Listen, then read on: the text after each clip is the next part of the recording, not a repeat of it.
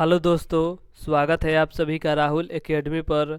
आज हम आपके 2010 से लेकर 2023 तक बिहार पुलिस के एग्ज़ाम में जितने भी इतिहास के क्वेश्चन पूछे गए हैं उन्हें सभी के बारे में अच्छे से चर्चा करेंगे। अगर आपको इसका पीडीएफ चाहिए तो नीचे टेलीग्राम का ग्रुप दिया गया है, वहां से ज्वाइन होकर इसका पीडीएफ प्राप्त कर सकते हैं। तो चलिए आइए शुरू करते हैं। देखिए आपका पहला क्वेश्चन दे रहा है कि निम्नलिखित में से कौन बौद्ध धर्म के महान संरक्षक थे। तो देखिए आपके अशोक भी थे, हर्षवर्धन भी थे और आपके कनिष्क भी थे। तो इसका करेक्ट आंसर आपका हो जाएगा ऑप्शन नंबर सी। अगला क्वेश्चन है कि पत्थर की बनी नृत्य करते हुए पुरुष की मूर्ति नटराज किस स्थान से प्राप्त हुआ है। तो यह आपका हड़प्पा से प्राप्त हुआ है। अगर हड़प्पा की बात करें तो हड़प्पा की खोज 1921 में दयाराम साहनी के द्वारा किया गया था।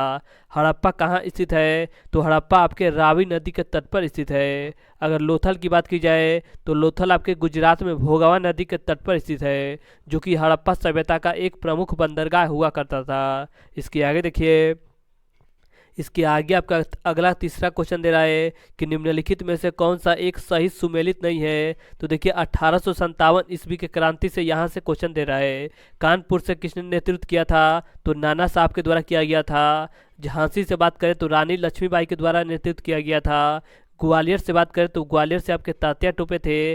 और इलाहाबाद से बात करें तो इलाहाबाद से आपके कुंवर सिंह नहीं थे, इलाहाबाद से आपके लियाकत अली थे। और कुंवर सिंह कहाँ से थे। तो ये आपके बिहार से थे। तो इसका करेक्ट आंसर आपका हो जाएगा ऑप्शन नंबर डी। इसके आगे देखिए, इसके आगे आपका अगला क्वेश्चन दे रहा है कि महान शहीद भगत सिंह, सुखदेव और राजगुरु को जब फांसी दी गई थी तब भारत के वायसराय कौन थे। तो उस समय वायसराय आपके लॉर्ड इरविन थे। और इनको फांसी कब दी गई थी। तो इनको फांसी आपका 23 मार्च 1931 ईस्वी को दिया गया था। इसके आगे आपका अगला क्वेश्चन है कि निम्नलिखित में से कौन सा गवर्नर जनरल ठगी प्रथा के उन्मूलन से संबंधित है। तो इसका सही उत्तर आपका हो जाएगा ऑप्शन नंबर बी, यानी कि लॉर्ड विलियम बेंटिंक संबंधित है। और इनके द्वारा ही 1829 ईस्वी में राजा राम मोहन के साथ इन्होंने मिलकर सती प्रथा का उन्मूलन भी किया था। अगला क्वेश्चन है कि किस काल युग में पत्थर के औजार सबसे पहले पाए गए थे। तो इसका करेक्ट आंसर आपका हो जाएगा पूरा पाषाण काल में पाया गया था। और पूरा पाषाण काल में ही आग की आविष्कार हुआ था। अगर आपसे पूछा जाए कि पहिए का आविष्कार किस काल में हुआ था तो वो आपका नव पाषाण काल में हुआ था। इसके आगे आपका अगला क्वेश्चन दे रहा है कि निम्नलिखित में से कौन royal commission on public services in India 1912 का सदस्य नहीं था। तो इसका सही उत्तर आपका हो जाएगा बाल गंगाधर तिलक इनके सदस्य नहीं थे। अगला क्वेश्चन है कि मोहनजोदड़ो का सबसे बड़ा भवन कौन सा है। तो इसका सही उत्तर आपका हो जाएगा अन्नागार है। मोहनजोदड़ो की बात करें तो इसकी खोज 1922 ईस्वी में राखल दास बनर्जी के द्वारा किया गया है। और मोहनजोदड़ो कहाँ पड़ता है। तो यह आपके पाकिस्तान के लरकाना जिला में स्थित है। मोहनजोदड़ो किस नदी के तट पर स्थित है। तो यह आपका सिंधु नदी के तट पर स्थित है। अगला क्वेश्चन है कि बुद्ध ने सर्वाधिक उपदेश कहाँ दिया है। तो बुद्ध के द्वारा सर्वाधिक उपदेश आपका श्रावस्ती में दिया गया है। अगर आपसे पूछा जाए कि बुद्ध ने अपना पहला उपदेश कहाँ दिया था तो वो आपका सारनाथ में दिया था। और किस भाषा में इन्होंने आपका उपदेश दिया है। तो इनके द्वारा उपदेश का जो भाषा दिया है वो आपका पाली भाषा है। तो इन्हें सभी पॉइंट को आप अच्छे से याद रखिएगा। इसके आगे देखिए, इसके आगे आपका अगला क्वेश्चन है कि प्राचीन भारत में निम्नलिखित में से किस शासक ने जौन धर्म स्वीकार कर संन्यास ले लिया था। तो इसका सही उत्तर आपका हो जाएगा चंद्रगुप्त मौर्य के द्वारा ऐसा किया गया था। अगला क्वेश्चन है कि गौतम बुद्ध ने अपना प्रथम उपदेश कहाँ दिया था। तो प्रथम उपदेश इन्होंने सारनाथ में दिया था। और किस भाषा में दिया था। तो पाली भाषा में दिया था। गौतम बुद्ध का जन्म कहाँ पर हुआ है। तो गौतम बुद्ध का जन्म आपके 563 ईसा पूर्व में लुम्बिनी नामक स्थान पर हुआ है। और इनकी मृत्यु कहाँ पर होती है। तो 483 ईसा पूर्व में कुशीनगर नामक स्थान पर होता है। और इनको ज्ञान की प्राप्ति कहाँ पर हुई थी। तो बोध गया में इनको ज्ञान की प्राप्ति हुई थी। अगला क्वेश्चन है कि भारत के प्रथम गवर्नर जनरल कौन थे। तो इसका सही उत्तर आपका हो जाएगा लॉर्ड विलियम बेंटिक थे। इसके आगे देखिए, इसके आगे आपका अगला क्वेश्चन दे रहा है कि निम्नलिखित में से कौन सा सैन्य स्थल पंजाब में स्थित है। तो इसका सही उत्तर आपका देखिए हो जाएगा ऑप्शन नंबर डी, इसका करेक्ट आंसर हो जाएगा। यानी कि हड़प्पा है, रहमान ढेरी है, सराय खोला है और आपका जलीलपुर है। अगला क्वेश्चन है कि महावीर तीर्थकरों में अंतिम तीर्थकर माने जाते हैं। यह आपके कितने नंबर के तीर्थकर हैं। तो यह आपका 24 नंबर के तीर्थकर हैं। अगला क्वेश्चन है कि सबसे पुराना वेद कौन सा है। तो देखिए वेद कितने होते हैं, तो वेद आपके 4 होते हैं।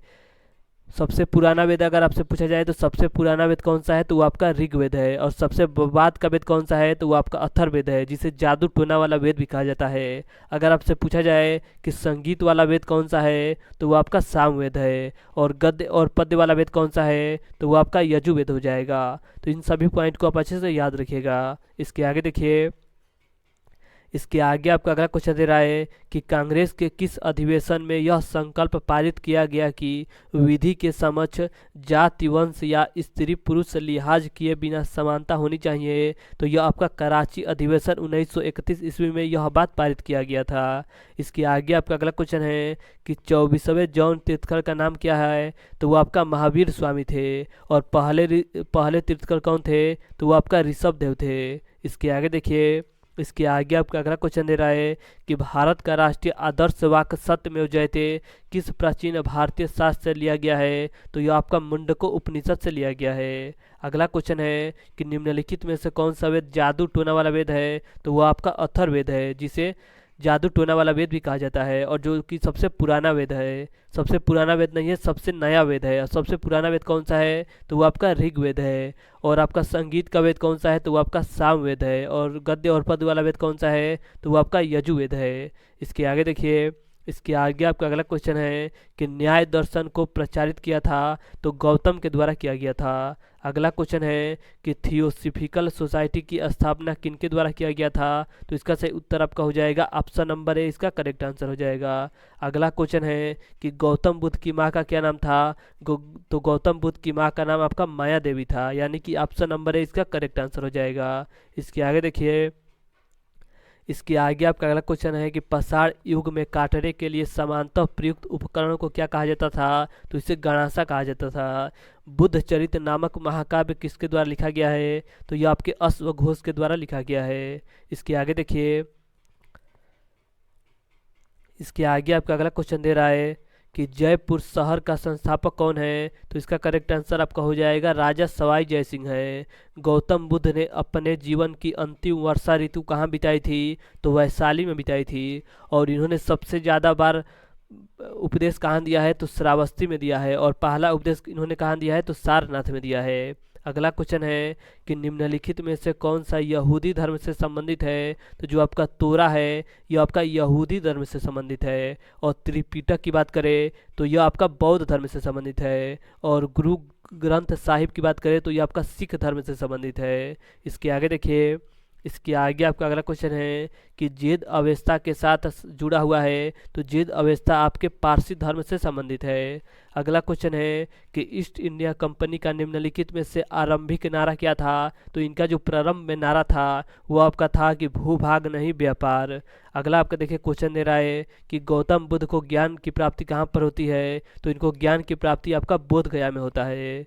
अगला क्वेश्चन है कि जातक कथाओं में के जन्म और उनके पूर्व जन्म का वर्णन मिलता है। तो इनमें आपका बुद्ध का पूर्व जन्म का वर्णन मिलता है। अगला क्वेश्चन है कि असम चटगांव जैसे पूर्वोत्तर भागों पर विजय प्राप्त करने वाला मुगल सेनापति कौन था। तो वह आपका मीर जुमला था, यानी कि ऑप्शन नंबर बी इसका करेक्ट आंसर हो जाएगा।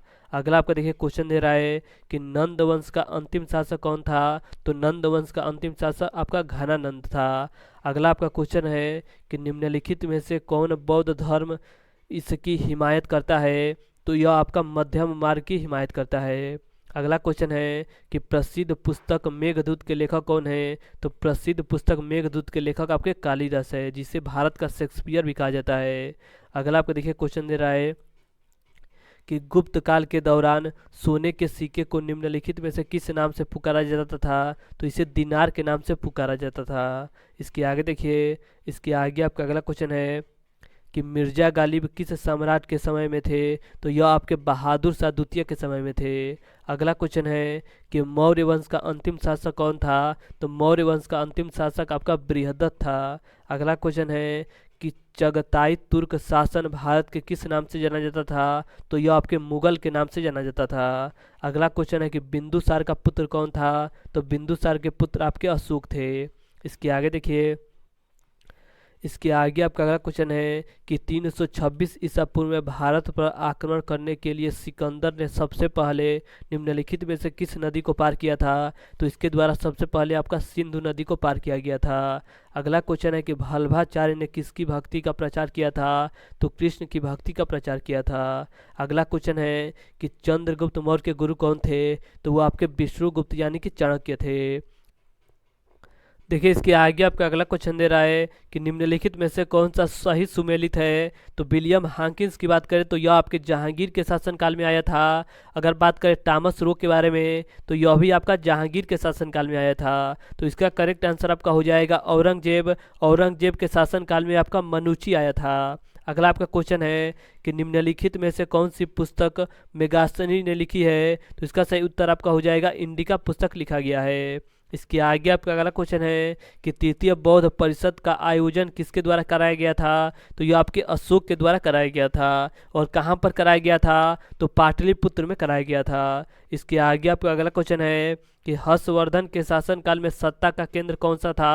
तो वह आपका कन्नौज था। इसके आगे देखिए, इसके आगे आपका अगला क्वेश्चन दे रहा है कि कौटिल्य के अर्थशास्त्र में किस पहलू पर प्रकाश डाला गया है? तो इसमें आपका राजनीतिक नीतियों पर प्रकाश डाला गया है। अगला क्वेश्चन है कि मेगास्थनीज दूत था तो यह आपका सेलुकस निकेटर का राजदूत था जो कि आपके चंद्रगुप्त मौर्य के दरबार में आया था। अगला आपका मिलान करने के लिए दे रहा है। तो अगर बात करें कि महात्मा गांधी की पत्नी का क्या नाम था? तो इनका नाम आपका कस्तूरबा गांधी था। मोतीलाल नेहरू की पत्नी का क्या नाम था? तो स्वरूप रानी नाम था। अगर बात करें देश बंधु चित्तरंजन दास की पत्नी का क्या नाम था? तो वो आपका बसंती देवी नाम था। और लाला लाजपत राय की पत्नी का क्या नाम था? तो वो आपका राधा देवी नाम था। तो इसका करेक्ट आंसर आपका हो जाएगा ऑप्शन नंबर बी। अगला क्वेश्चन है कि किसके शासनकाल में मेगास्थनीज भारत आया था? तो चंद्रगुप्त मौर्य के दरबार में आया था। इसके आगे आपका अगला क्वेश्चन है कि प्राचीन भारत में निम्नलिखित में से कौन सी एक लिपि दाएं से बाएं ओर लिखी जाती है? तो खरोष्ठी लिपि लिखी जाती है। अगर आपसे पूछा जाए कि बाएं से दाएं कौन सी लिपि लिखी जाती है? तो वो आपका ब्राह्मणी लिपि लिखी जाती है। इसके आगे देखिए, इसके आगे आपका अगला क्वेश्चन है कि 1925 के कानपुर कांग्रेस अधिवेशन के अध्यक्ष कौन थे? तो सरोजिनी नायडू थी। अगला क्वेश्चन है कि कौटिल्य का अर्थशास्त्र हमें किसके बारे में जानकारी देता है? तो मौर्यों के बारे में जानकारी देता है। अगला क्वेश्चन है कि निम्नलिखित पाल राजाओं में कौन वंशानुगत राजा नहीं था बल्कि उसे चुना गया था? तो गोपाल इसका सही उत्तर हो जाएगा।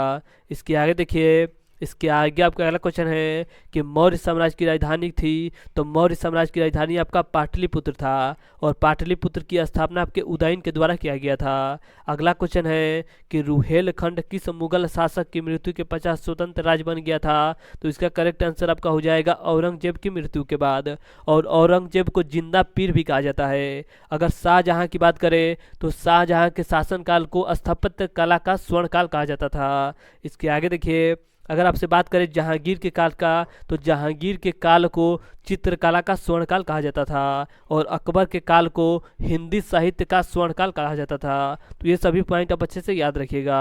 अगला क्वेश्चन है कि रामकृष्ण मिशन का मुख्यालय कहाँ स्थित है? तो ये आपका बेल्लूर में स्थित है। अगला क्वेश्चन है कि प्राचीन नगर तक्षशिला निम्नलिखित में से किनके बीच स्थित था? तो यह आपका सिंधु एवं झेलम के बीच स्थित था। हर्षवर्धन के राज कवि कौन थे? तो ये आपके बाणभट्ट थे।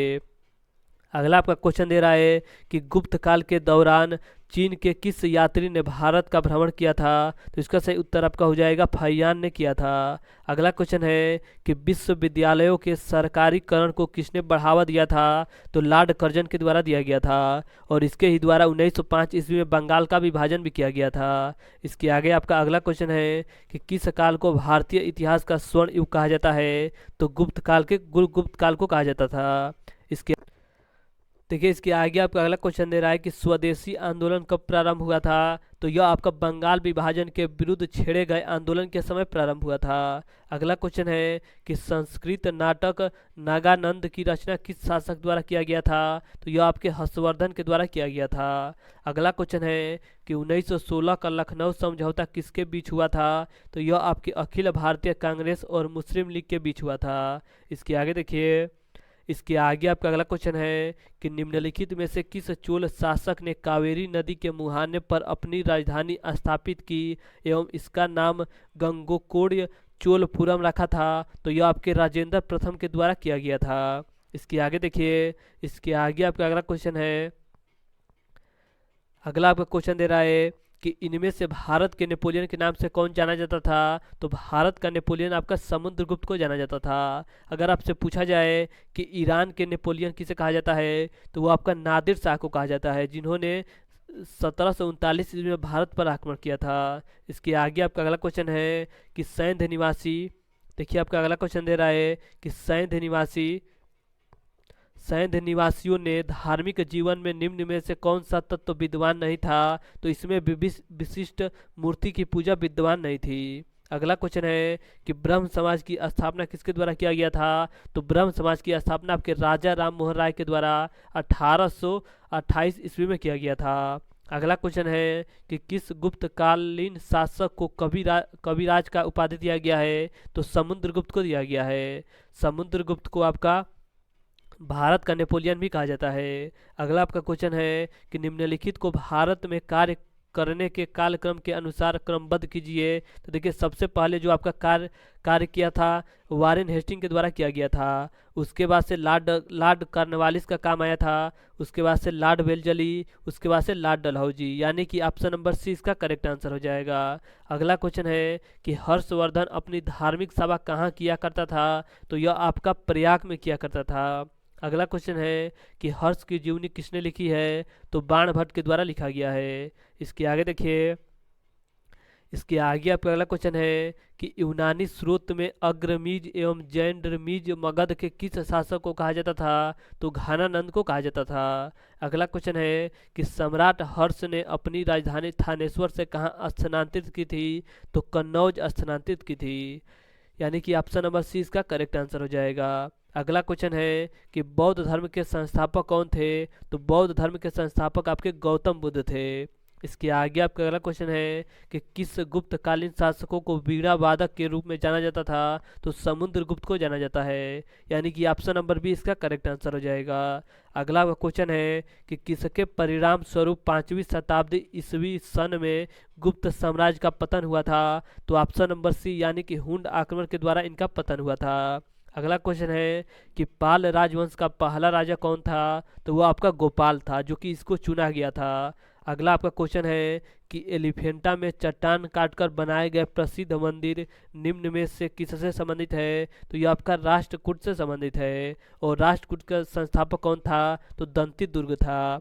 अगला आपका क्वेश्चन है कि किस गवर्नर जनरल ने भारत में सती प्रथा का अंत किया था? तो यह आपके लॉर्ड विलियम बेंटिंक के द्वारा 1829 ईस्वी में राजा राम मोहन के सहयोग से किया था। इसके आगे आपका अगला क्वेश्चन है कि पंचतंत्र नामक कहानी संग्रह के लेखक कौन है? तो वो आपके विष्णु शर्मा है। अगला क्वेश्चन है कि 1906 ईस्वी के कांग्रेस के अधिवेशन की अध्यक्षता किसने की थी? तो दादा भाई नौरोजी के द्वारा किया गया था, और दादा भाई नौरोजी को वृद्ध पुरुष के नाम से भी जाना जाता है।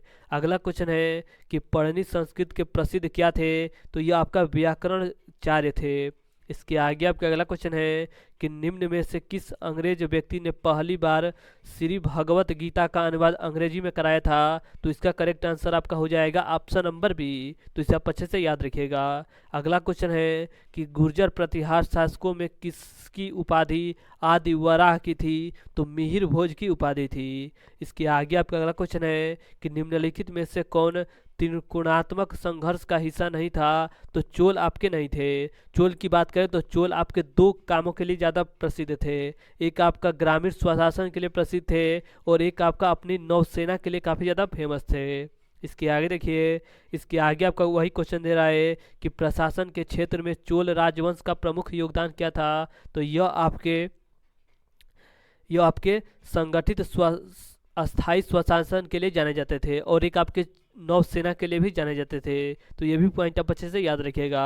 अगला क्वेश्चन है कि गीत गोविंद के रचयिता कौन है? तो गीत गोविंद के रचयिता आपके जयदेव हैं। अगला क्वेश्चन है कि किस गुप्त शासक को विक्रमादित्य की उपाधि दी गई थी? तो यह आपका चंद्रगुप्त द्वितीय को दिया गया था। अगर आपसे बात करेगा कि कवि धीराज की उपाधि किसे दिया गया था? तो यह आपका समुद्रगुप्त को दिया गया था। अगला क्वेश्चन है कि महान प्रतिहार राजा कौन थे? तो वो आपका मिहिर भोज थे। इसके आगे आपका अगला क्वेश्चन है कि मुगल शासन में मनसदारी प्रणाली का प्रवर्तन किसके द्वारा किया गया था? तो यह आपके अकबर के द्वारा किया गया था। अगला क्वेश्चन है कि एलोरा के प्रसिद्ध कैलाश मंदिर का निर्माण किस राष्ट्रकूट शासक के द्वारा कराया गया था? तो यह आपके कृष्ण प्रथम के द्वारा कराया गया था। अगला क्वेश्चन है कि खजुराहो मंदिर कहाँ स्थित है? तो खजुराहो मंदिर आपके मध्य प्रदेश के छतरपुर जिला में स्थित है और खजुराहो मंदिर का निर्माण आपके चंदेल शासकों के द्वारा कराया गया था। अगला आपका देखिए क्वेश्चन दे रहा है कि निम्न में से कौन मगध का शासक नहीं था? तो जो आपका कनिष्क कनिष्क था ये आपका मगध का शासक नहीं था और कनिष्क के शासन काल में ही चौथी बौद्ध संगीति कश्मीर में होता है। तो ये भी पॉइंट आप अच्छे से याद रखिएगा। अगला क्वेश्चन है कि सोमनाथ के मंदिर पर 1025 ईस्वी में महमूद गजनी के आक्रमण के समय गुजरात का शासक कौन था? तो इसका सही उत्तर आपका हो जाएगा भीमदेव प्रथम थे। और अगर बात करें गजनी क्या, तो गजनी आपके भारत पर 17 बार आक्रमण किया था और इसका अंतिम आक्रमण कौन सा था? तो इसका अंतिम आक्रमण 1027 ईस्वी में जाटों के विरुद्ध था और 1030 ईस्वी में इसकी मृत्यु हो जाती है। अगला आपका क्वेश्चन है कि मुगल काल में सर्वाधिक मनसदार किसके शासन काल में थे? तो ये आपके औरंगजेब के शासन काल में थे।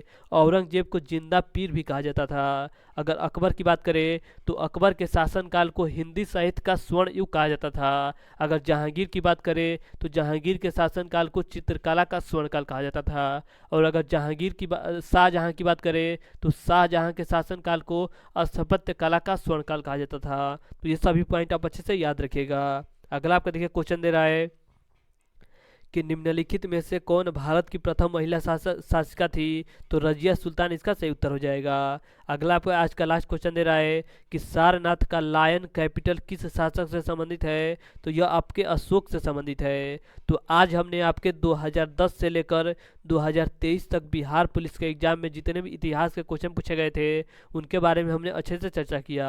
अगर आपको वीडियो अच्छा लगता है तो वीडियो को लाइक और शेयर करना मत भूलिएगा और पीडीएफ प्राप्त करने के लिए आप टेलीग्राम से जुड़ सकते हैं जो कि आपका नीचे लिंक दिया गया है। तो चलिए आज के लिए इतना ही। धन्यवाद।